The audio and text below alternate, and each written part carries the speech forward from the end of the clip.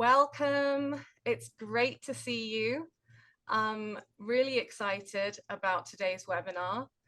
I want to let you know that closed captions is a possibility. You can just click on that and enable closed captions. Does make some silly mistakes with my accent, but it should be helpful for most of you. I'm Virginia Spielman. I'm the Executive Director of STAR Institute for Sensory Processing, which is based in Centennial, Colorado. STAR Institute is a nonprofit. We're a 501c3, survive off the support of our community. And one way that you can support us is by coming to our events and sharing them with other people. So thank you very much for being here. I'm a British, if you hadn't guessed, trained occupational therapist, and I have a PhD in infant and early childhood development.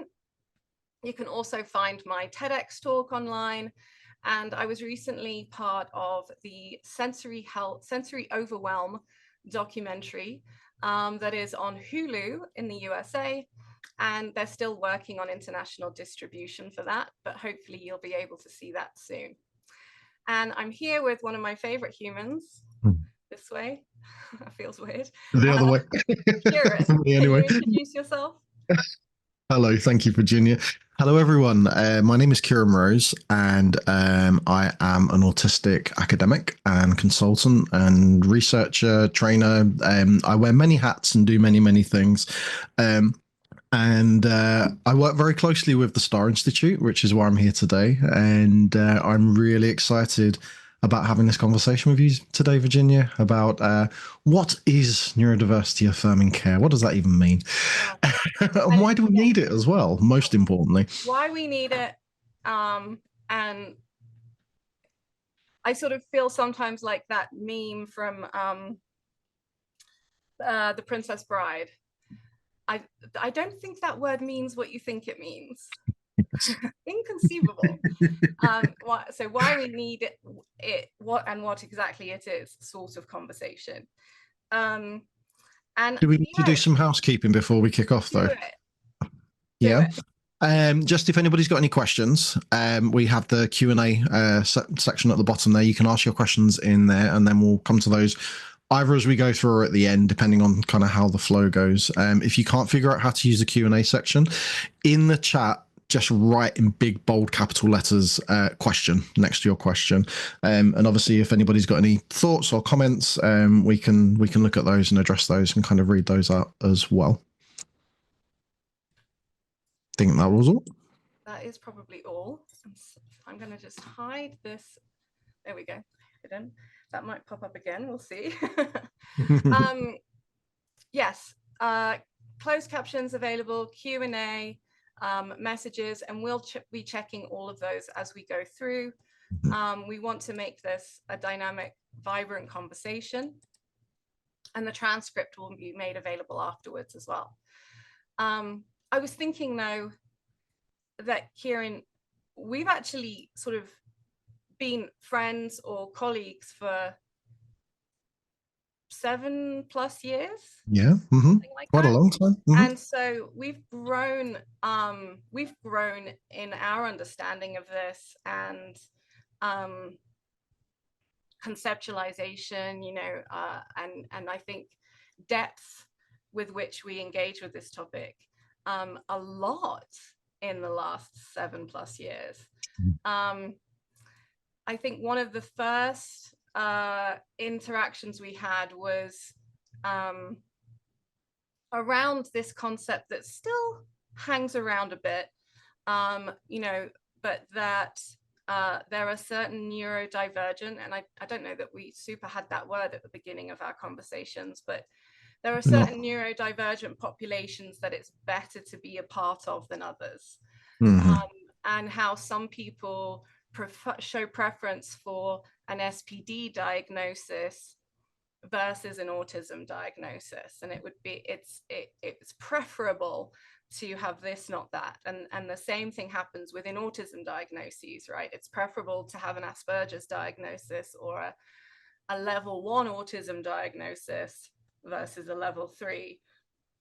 And you know, and then over the years, I think, you know, the conversation has taken various shapes and forms.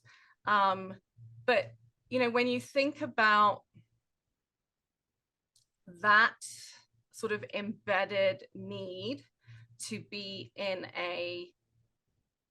to avoid a diagnosis or to be in a preferable diagnostic group, and the question, why do we need this? Does that spark something in you? Sparks many things. First, I want to clarify that we're not saying that we have a preference for those things. But second, there is a historical preference towards those things, whether that's from professionals, families, even people who experience these things themselves. And I think a lot of that, big conversations here. You started off with a huge one, haven't you? I was literally doing a training last week on the history of autism, and it's something that I'm incredibly passionate about and have thrown myself into learning about, because I think understanding that helps us to unpick lots of the narratives, not only around autistic people, but around other people who experience different things as well, the way that autism has been conceptualized. And unfortunately, so much of that narrative, and still today, is framed around lots of eugenical ideas. That some people have more value and worth than others because they are able to contribute to society in some way, or whatever someone's perception of society is and whatever someone's perception of contribution is. And I think those preferences around certain labels, certain identities that have been constructed, and ideas around that, unfortunately come back to that. It comes back to how, particularly us as westernized people, have been kind of conditioned to think that our value should be measured by how hard we work, or how much money we make, or, you know, how much taxes we pay and things like that. And actually what that does is it disinherits the value of us as human beings. And doesn't recognize the inherent value that we hold just by simply being alive. And I think so much of that is wrapped up in these ideas around kind of what's preferable and what's not preferable. And then collectively around that, there's shame, there's stigma, there's misconception, there's dehumanization. Like, all of those narratives are all kind of soaked up in that as well. And I think that's when we're going to speak later to kind of what does neurodiversity affirming practice even mean, let alone what does it look like. And I think we need to be able to unpick all of those things before we can take that step into thinking about even trying to practice in a neurodiversity affirming way, and understanding really what's behind what we do and why we do and how we do it as well. So that makes me think about, you know, you've been doing the history of autism, but what about the history of ableism? So, you know, this idea of worth, yes, and where our worth comes from. And I always think about, isn't it the most successful commercial advertising campaign ever is because you're worth it? Yeah. I feel like, yeah. So this, something along those lines, yeah. Buy the makeup to look better because you're worth it, sort of message. Yeah. So as we think about worth, and we think about, you know, I guess our contributions and productivity, hyper individuality, there's also this piece around medicine and wellness and worth that is it's so embedded in our culture that we don't even question it anymore. Yeah. You know, so the medical model as it is today, I wonder what the fathers, the Greek fathers of medicine would think of it. I'd be very curious, because I think there's certain pieces that are anathemic to some of those beliefs. But you know, this medical model, right? What is the medical model? It's something that is a model of acute medical care. And what that means is, when you're really sick or you've broken a bone and it's acute and short term, there is this model of curing the illness, disease, fracture, injury, trauma, and getting you out as fast as possible back to being productive. And that works somewhat in the emergency room or the A&E department. But it's when it's applied across all healthcare settings, including chronic illness, and so on. And then you've got long-term conditions like type 1 diabetes and things like that.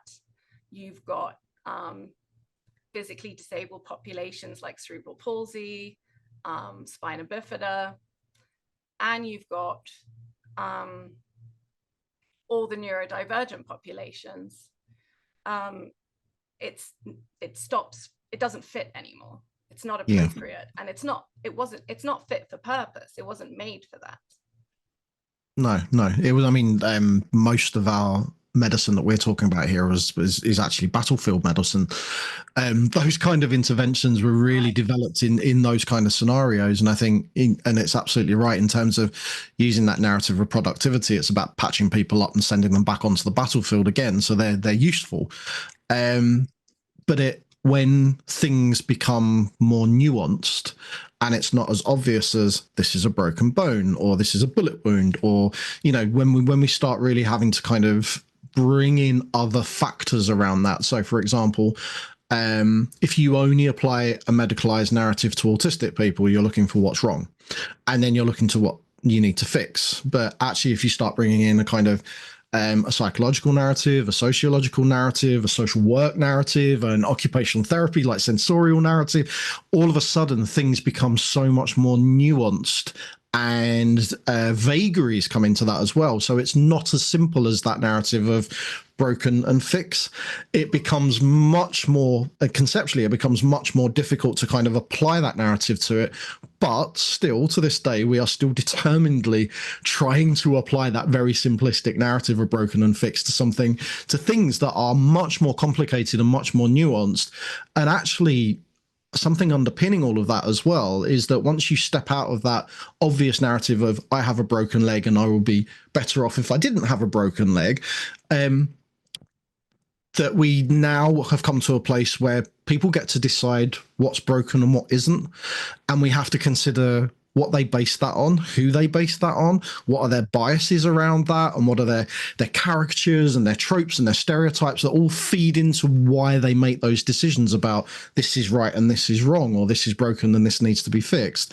Then all of a sudden, once you start unpicking all those things, it becomes more and more problematic. And it's interesting that you kind of spoke about like the Greek forebears of medicine and what they might think, because they were culturally influenced by non-Western ideals. They were creating the Western ideals at that point.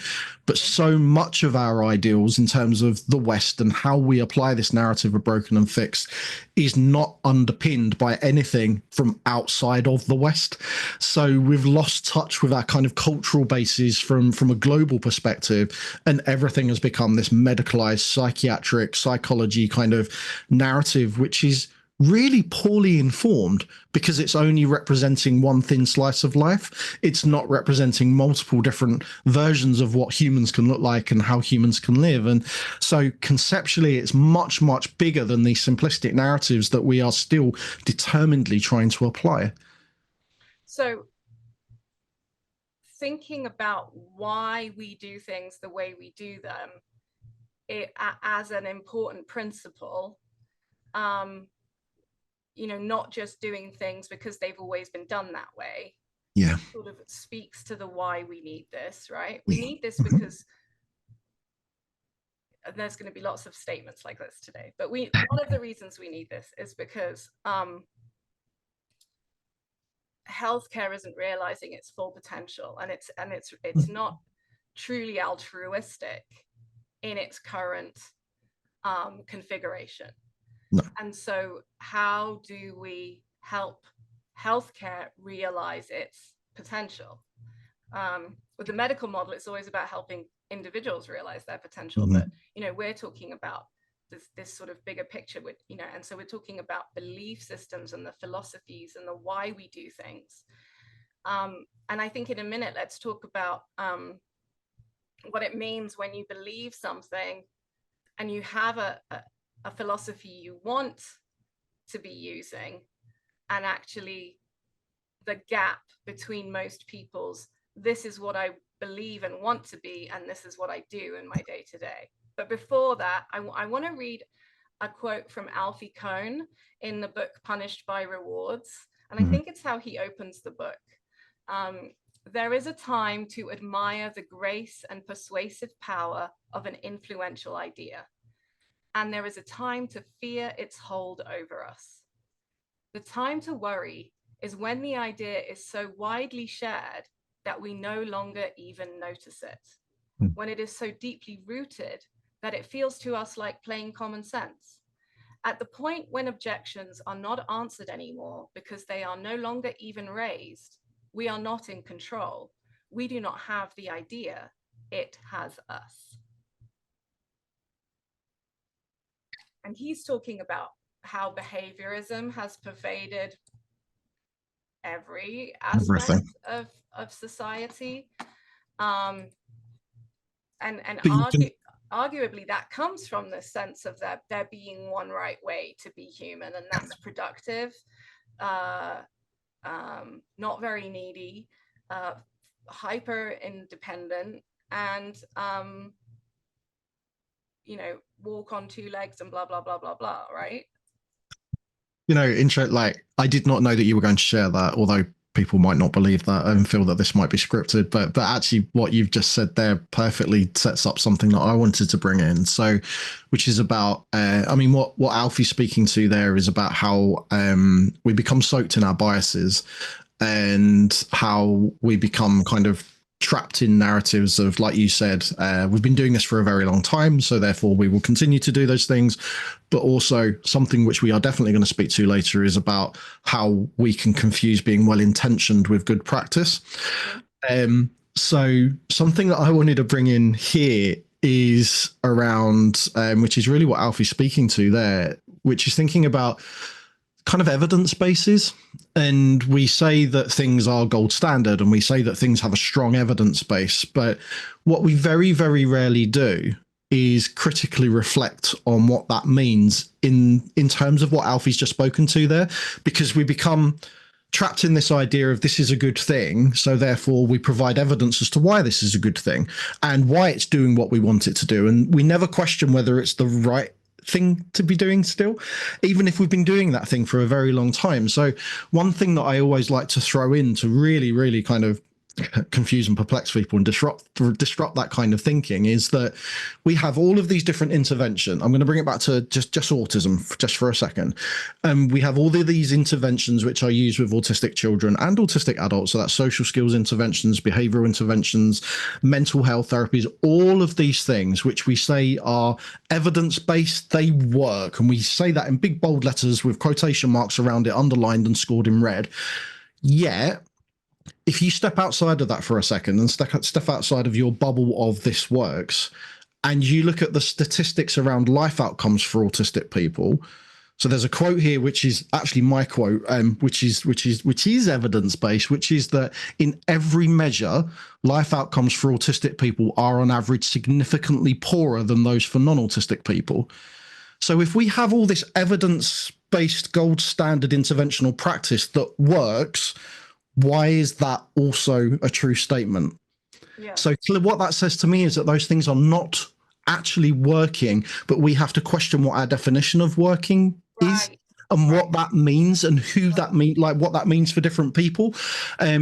And what the kind of the long-term impact of that works is, because most of the ideas that we have around things that work is, again, it comes back to productivity, and it comes back to how we get people to meet the needs of society rather than flipping that around.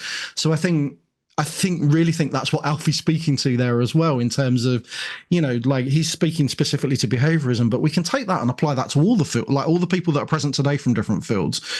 occupational therapy, probably speech and language therapy, probably mental health therapy, all of these interventional therapies, we say that things work, but what do we actually mean by that? And also, in the context of what we're talking about, how does that match the mold of being neurodiversity affirming and inclusive? What does that, how do those connections really work? Yeah. Yeah. So why do we need this? Because it's not working. Yeah, it's not. Even though we think it's working, it's not working. Yeah. People living with ADHD commonly, and I don't know the statistics here, I'll have to look this up, but have co-occurring anxiety or depression. Mm-hmm. And there's a feeling of not fitting. We've got this whole phenomena in our culture that crosses identities of masking and camouflaging, right? Like hiding my differences so I can appear closer to the template for the right way to the socially appropriate way to show up. Socially appropriate, such a gross term. It is, isn't it? Who decides what's socially appropriate, Virginia? Who decides what it is and why? Like that's one of these things that is not objected to anymore, right? It's like no one even raised, like you go into the IEP meeting and we're writing goals about socially appropriate behavior. You go into your annual review and maybe it's like your need to turn the fluorescent lights off is not socially appropriate in a shared office space. And no one's going, what, who can, like socially appropriate? Like really? That's the hill we're gonna die on. And so, you know, you've heard me talk about this a number of times, but I think it also comes back to another unquestioned way of thinking about being human, which is Maslow's hierarchy of needs, which is it's a person as an island in that hierarchy, which Maslow himself, towards the end of his life, actually said, I missed out the community part. And so, you know, self-actualization cannot take place without community actualization. But the pyramid only represents self-actualization. Yes. And nobody questions that. Nobody goes, hang on, well, actually, I lie. The white Western world tends not to question that, right? But a lot of indigenous and non-Western and non-white cultures recognize that it is fundamentally incorrect. Lacking. Yeah, that's a better word. So why do we need this? Well, one reason why we need this is because we need each other.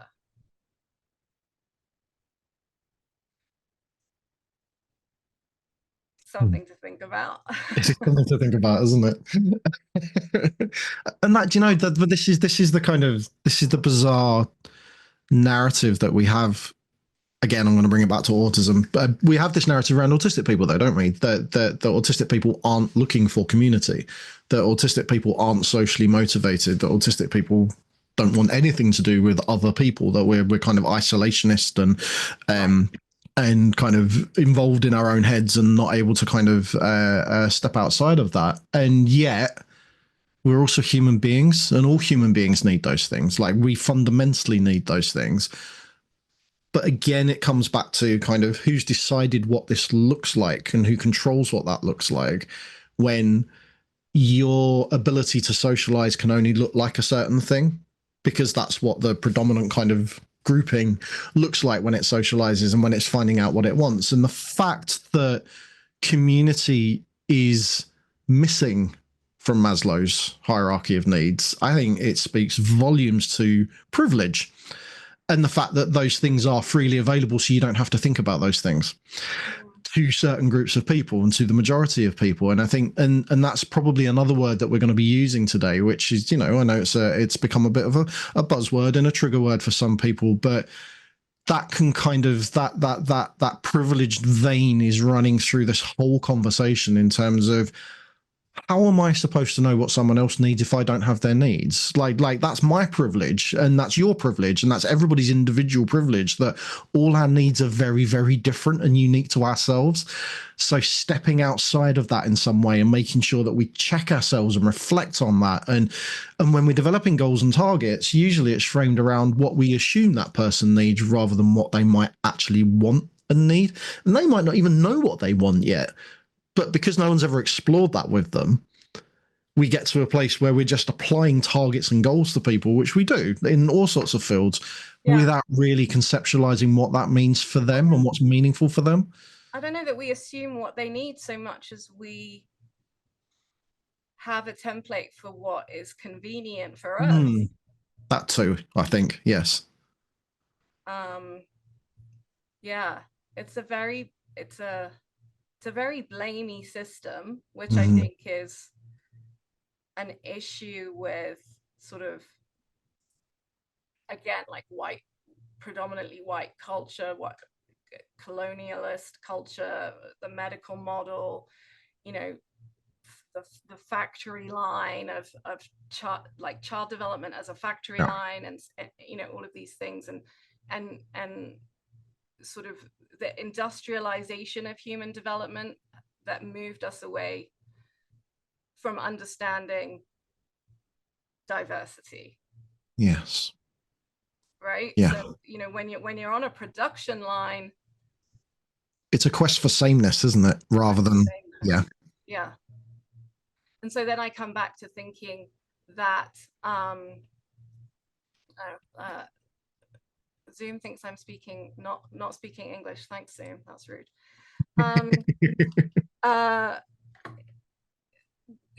I come back to thinking again about like how we need each other, and I remember Brene Brown saying, and this was like viral not that long ago, that fitting in is the opposite of belonging. So conforming and masking and camouflaging, and that's bad for your health, is the opposite to belonging, being seen, being celebrated, whether you are producing goods or income or art or energy, spirituality, that these things are inherently different. Yeah. So another reason why we need this then would be because we're not all the same, and mankind isn't a monolith, and because we're not robots. We're not.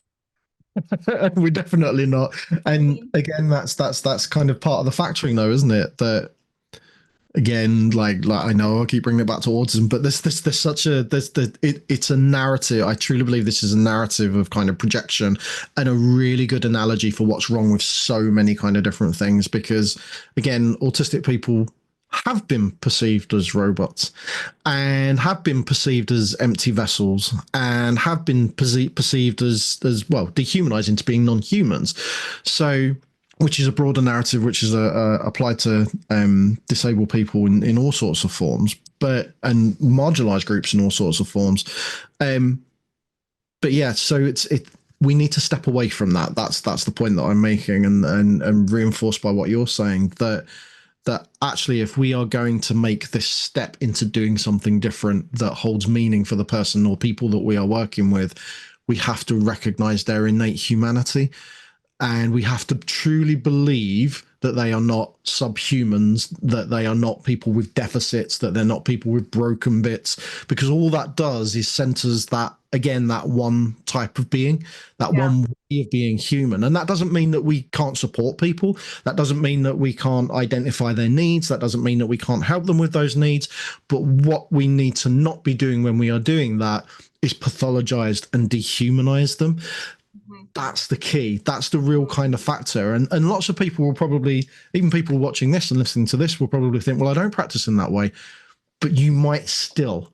Yeah. That's the important thing to know to kind of point to, and we're going to, I would imagine, talk quite extensively about reflective practice in a while and the importance of that. And but you know that those factors, the things that we are talking about, are pervasive in the systems that we work within, and they're pervasive in the fields that we are trained in, and they're pervasive in our everyday thinking as well. So it takes a lot of hard work to start recognizing this and owning this, and really start thinking about, how do I move away from that? You make me think of the fact that neglect. Okay, so one of the things you said there, and I want to challenge you to speak to other neurodivergent populations too. Of course. But one of the things that you're saying there is that we need, one of the reasons we need this is because we're actually doing harm. So we've said it's not working. What we're doing now isn't working. It's not just not working, it's harming populations. And there's lots of evidence to show that, just sticking with autism for a second, that losing your autism diagnosis is harmful because it's encouraging masking, and people end up with lots of other mental health issues. And, you know, so what's wrong with being a happy autistic instead of a depressed, anxious, masking autistic, right? And the other thing you're saying about, you know, being conscious and intentional about these things and not just assuming, it's like saying I'm not racist. Yes. Like, I'm the exception.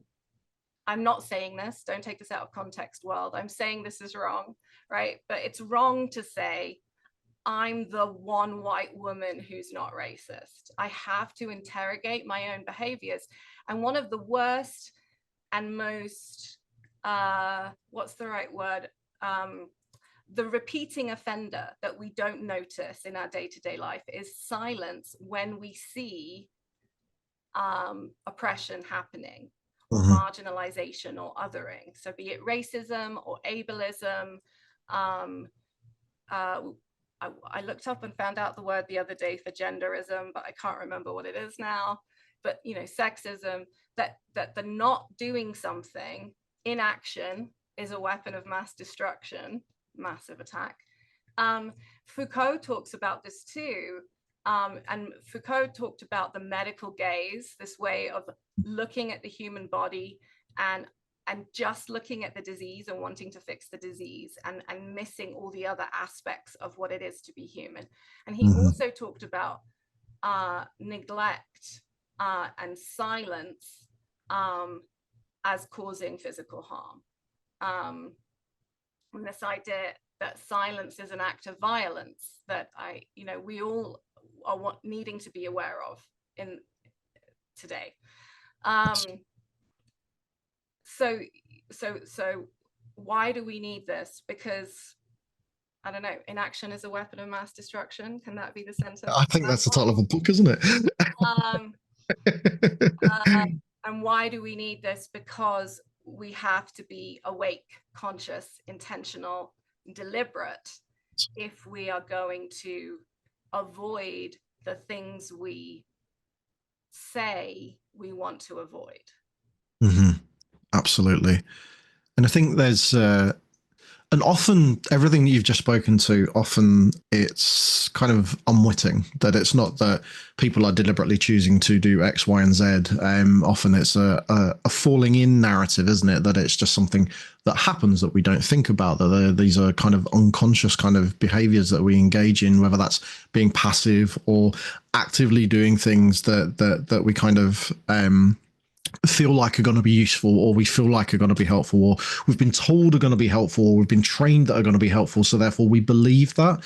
You know, and one of the things that I always say, like you just did just before, is like everything that I say, whenever I do training, whenever I do talks, whenever I consult to organizations, like I ask people to push back on what I'm saying, so that I can reflect on that and make sure that what I'm saying isn't my biases. And, you know, like we have to be open and conscious to this form of reflective practice. And we have to be open to being really uncomfortable.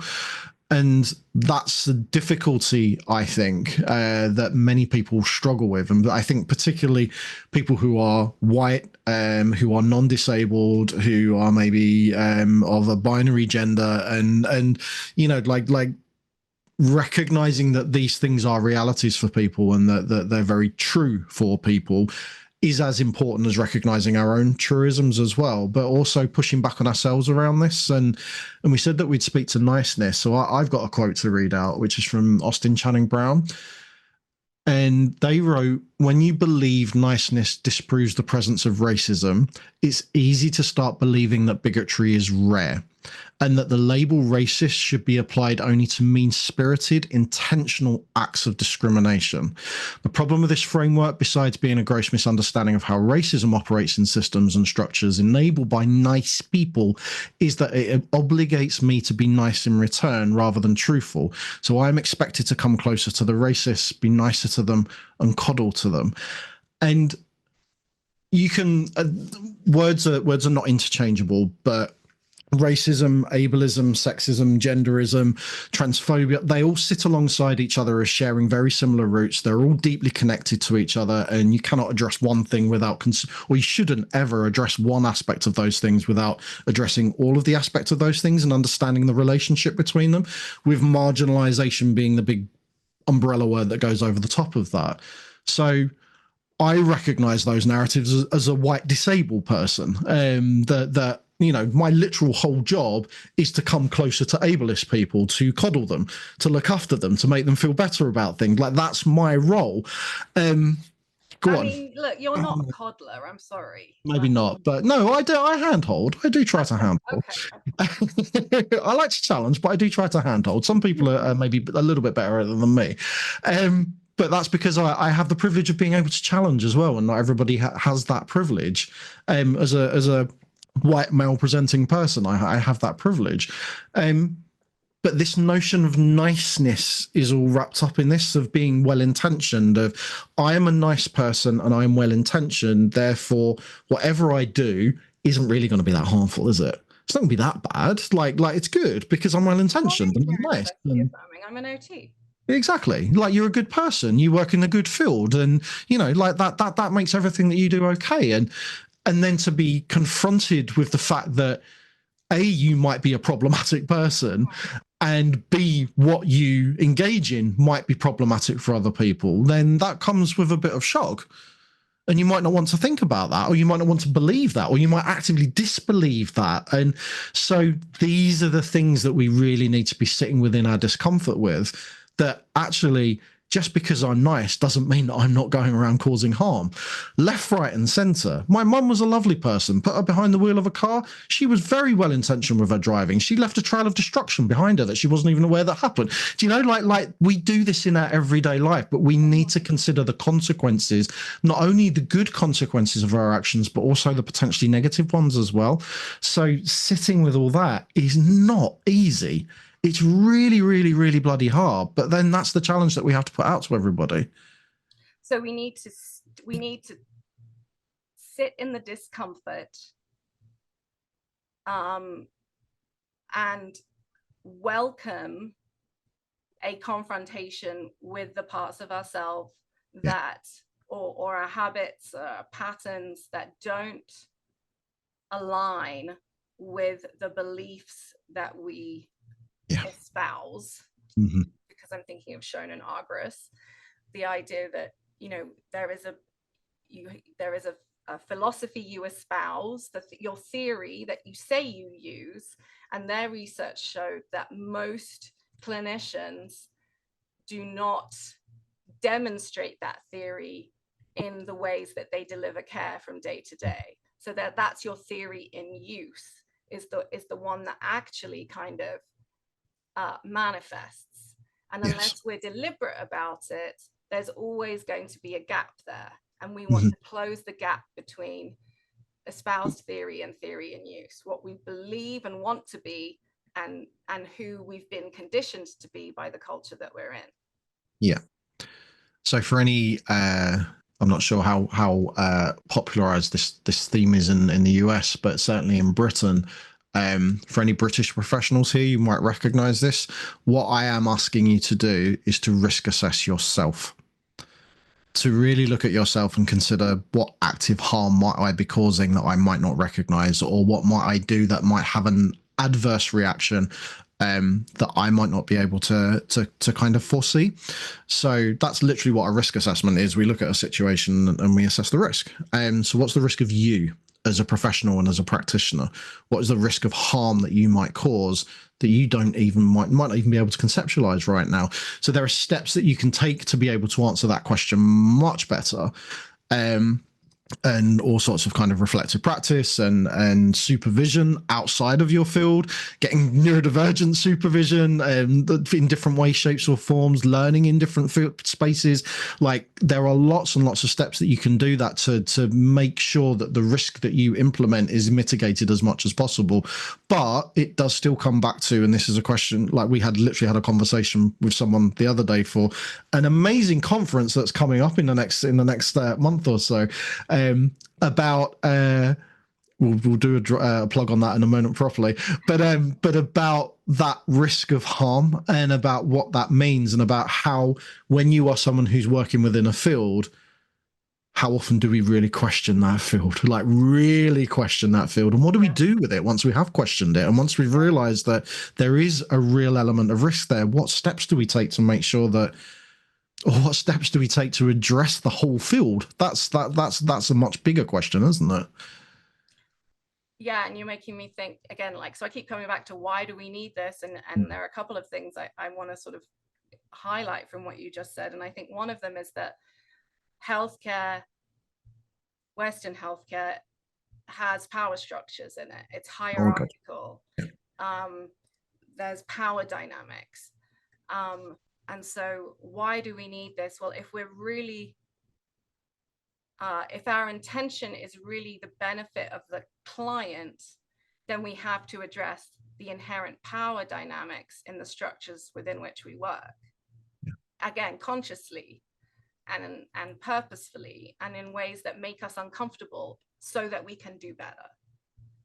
And another thing I'm thinking of is that I think has been a theme is, you know, one of the reasons we need this is because the dominant culture, the prevailing culture, is dog eat dog.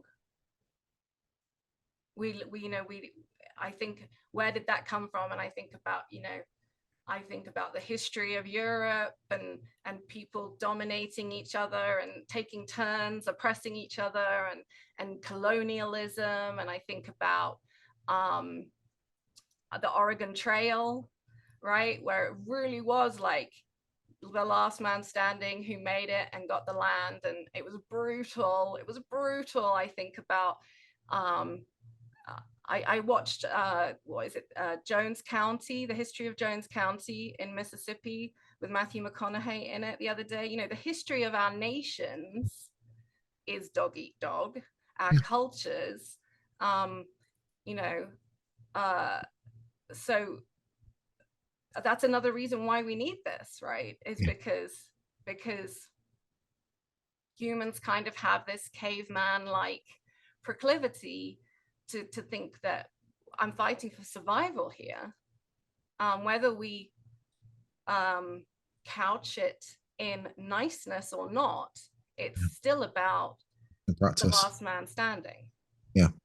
Yeah, it's supremacism writ large. And, you know, and again, that's another word that some people take umbrage with, but I think that's because lots of people have a really superficial understanding of what that means. And what you're describing there, what historically the British Empire did, and what the development of America as a nation, as a white nation, has really kind of been, it's all soaked in supremacism, and that idea of there are some people who are better than others, and that there are some people who deserve more than other people. And usually that's framed around power, and usually that's framed around or hard work, or the harder you work, the more productive you are, the more you're going to, like the American dream, isn't it? You know, like all of that's kind of soaked up in that. And I think, and it's I think the point that we need to get to is, while we acknowledge that exists, we can also acknowledge that it doesn't have to be that way. It really doesn't, because if we can become cognitively aware of this, can change our practice so that power hierarchies and supremacist values aren't a part of that practice. We've got little things that we maybe control about that, and not everybody's going to be able to change like the structure of the field that they work in or whatever, but that's a long-term goal, to change the structures of those fields, or even decide whether those fields are worth perpetuating anymore, and do we need new fields, which I would argue is probably really a thing. And not throwing everything away, but actually how do we create something new out of this which is more meaningful for everybody in a non-hierarchical way. But until we get to that point, there's little things that we can do to control this. But again, addressing that supremacism, addressing those power hierarchies, thinking about, as a practitioner who works with other people, you immediately have a power dynamic there. You have a power over the people that you work with. The fact that you exist as a practitioner means that you hold a power that other people don't. Your job and your role means that. So how we balance that power as much as possible is really kind of key to taking that step from I'm someone who does something to someone to I'm someone who collaborates, works with, and progresses together with someone. That's really the bit that we really kind of need to get to, in terms of how do we work alongside rather than working with or on or at or to, or really going on a journey with somebody rather than as part of their journey, rather than leading the way and controlling what happens to them. Because unfortunately, even the most well-intentioned people, that narrative of control and lead is still usually there in some way, shape, or form. Yeah. Well, there's nothing better to be than top dog. Yeah. And we teach that in our schools, right? We do. And we tut and spit at mediocrity, however we define that, Yeah. And you want to be on the podium getting the gold medal. You want to get first place. You want to be in pole position. So there's nothing better to be than top dog. And that, again, like applying that to everything is hugely problematic. And valuing people that way is gross. But if we don't pay attention to it, we've all been conditioned to do that. Yeah. We've all been conditioned to do that. Yeah. You said something about, we can't all change the settings that we're in, and we can if we all change the settings that we're in. Yeah. Right. Yeah. And I'm going to be a geek again and share something from Andor, the Star Wars series.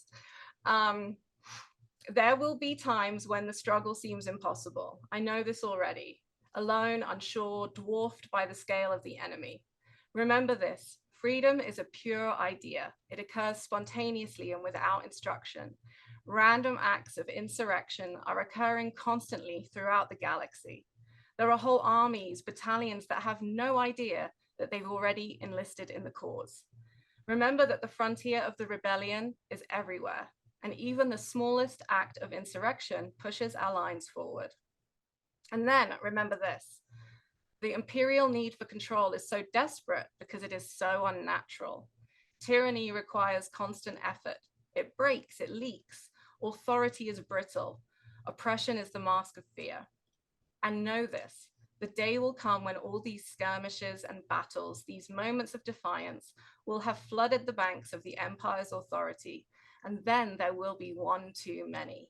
One single thing will break the siege. Remember this. Try.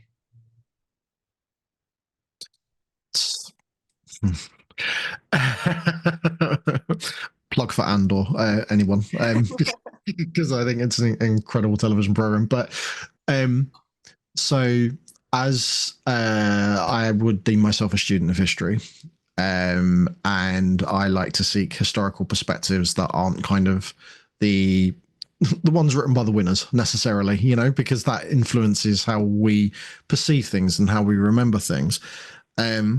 So there is an autistic academic who is no longer with us, who was the creator of the coiner of the term monotropism, which if you come to the STAR conference, you'll probably hear a little bit about monotropism, if it's an unfamiliar term for you. But so Dinah Murray spoke a lot about autistic activists and advocates being productive irritants.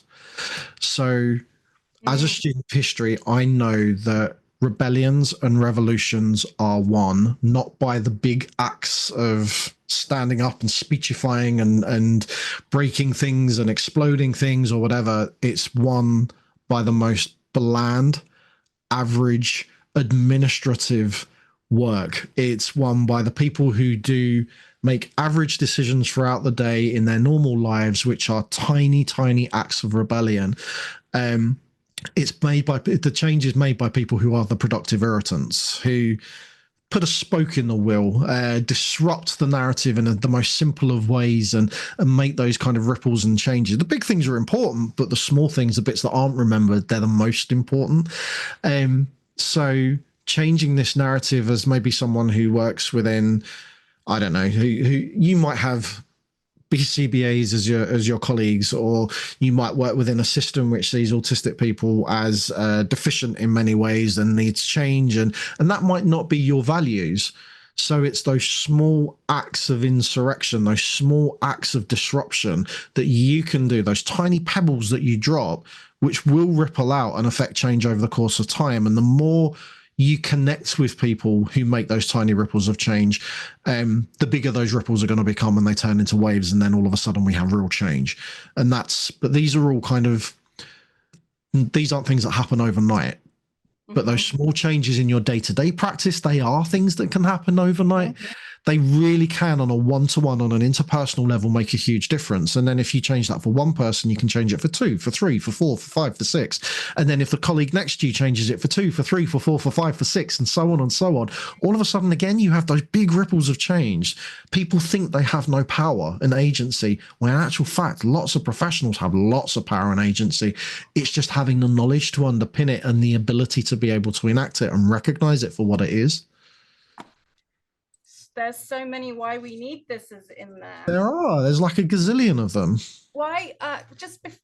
Well, okay, first of all, we're speaking to ADHD here, we're speaking to autism. What you know, and then there's this sort of misuse of the word neurodiversity, right? Like humanity is neurodiverse, nature is biodiverse, and within species there's neurodiversity.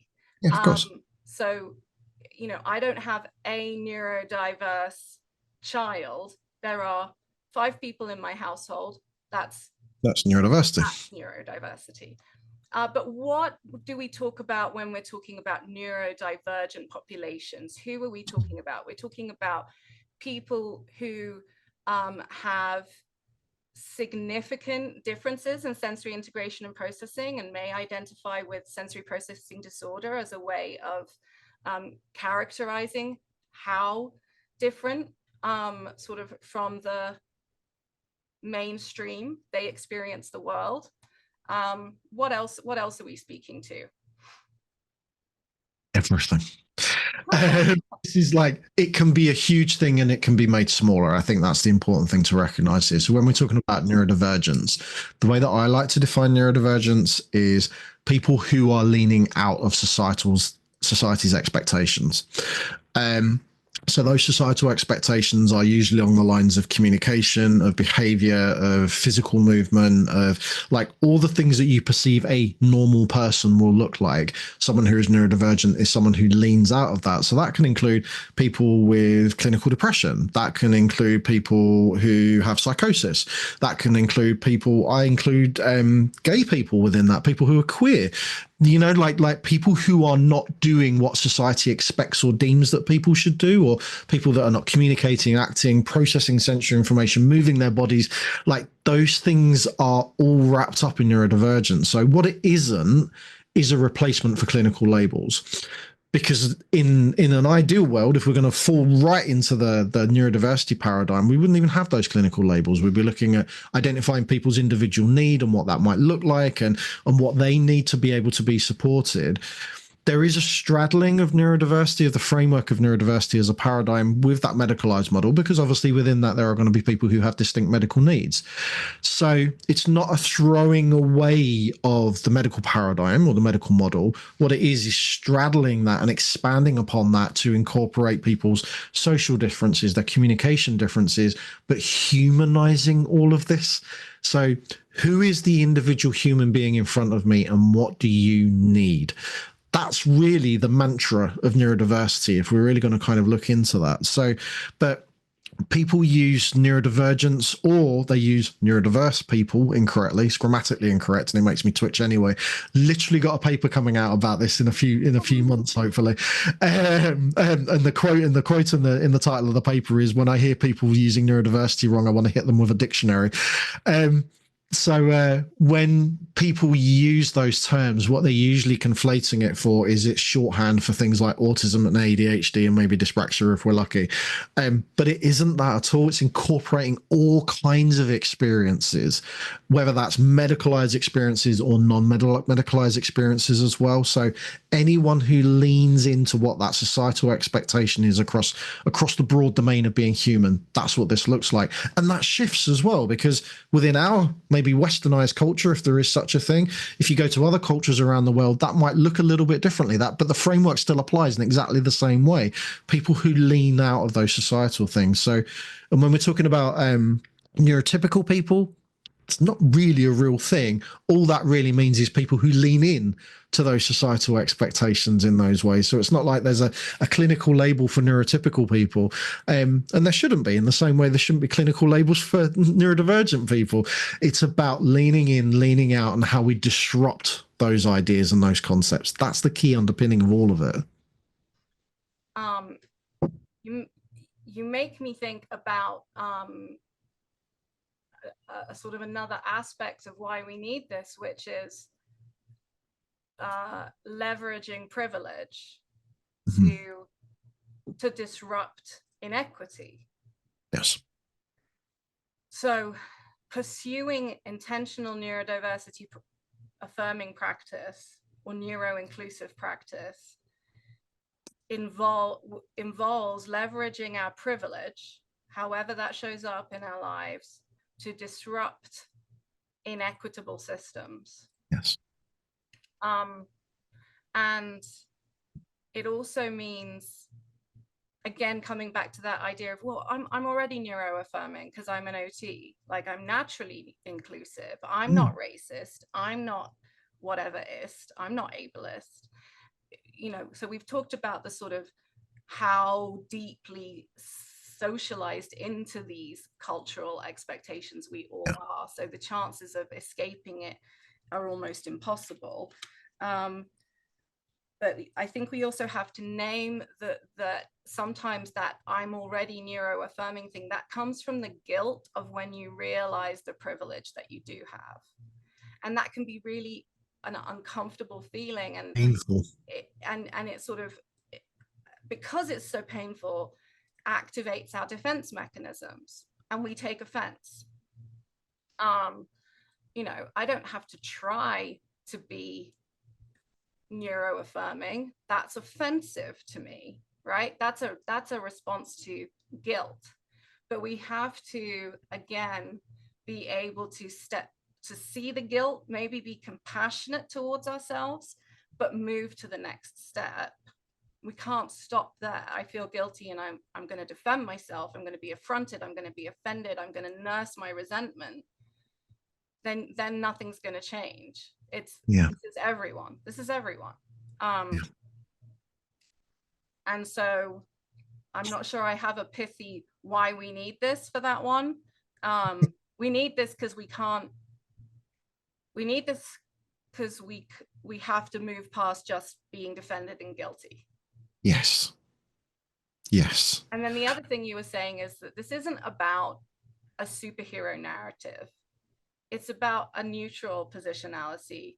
And so one of the reasons we need this is because it helps us avoid erasure and gaslighting of neurodivergent populations and the experiences they have of, you know, living in rigid, inhospitable environments and cultures, but also genuine physical disability and emotional distress and those sorts of things.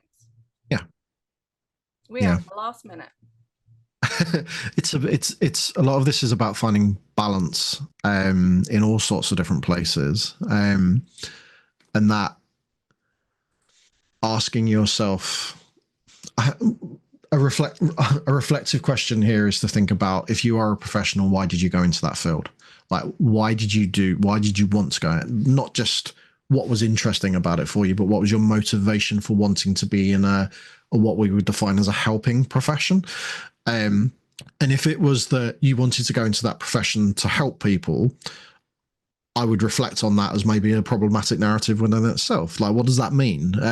Are you in there to rescue people? Are you in there to help people survive? Are you the white knight charging in on your white steed? And, you know, like, white knighting is literally a term in all of this. So if you are in there to support people, so for a speech and language therapist, would it be to help people to speak, or would it be to support people to communicate their needs, or to be understood, there is a role of activism which plays within all of this, which, if you are being a neuro-affirming and professional, activism should be at the core of what you're doing. And it should be about, how do I best platform the person that I am trying to support?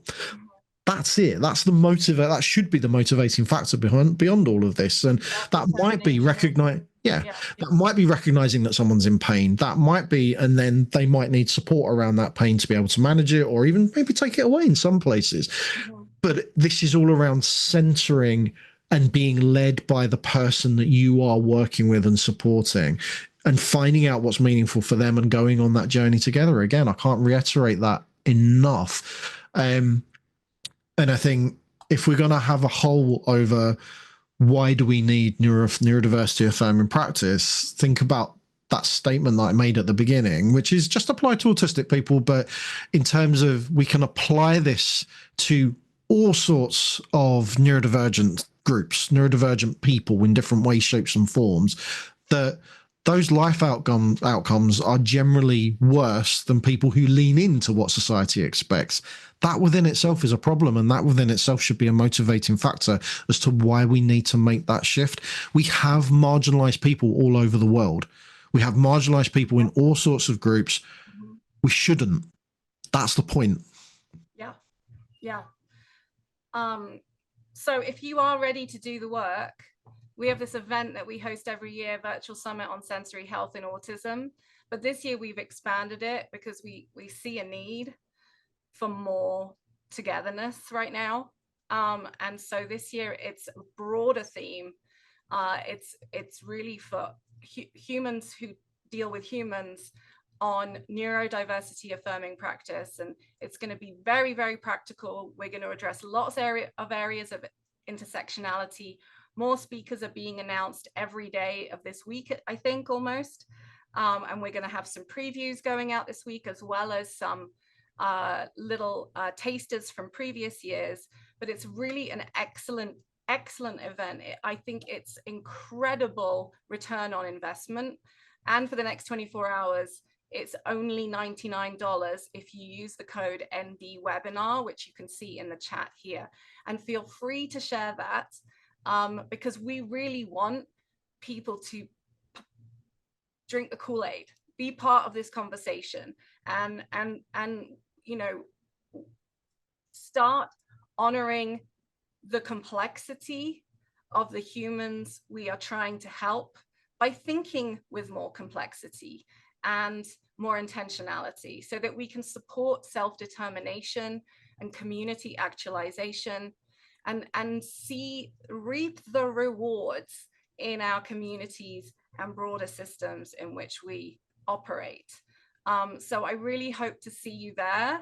And as I said, Star Institute is a nonprofit. We do have a donations page on our website, but really, if you share this and share this event with your friends and just show up and be part of the conversation, that is an amazing way of supporting the work that we do. So thank you very much. Thank you, Kieran. You're awesome. I think you're brilliant. And thank you, everyone, for being here.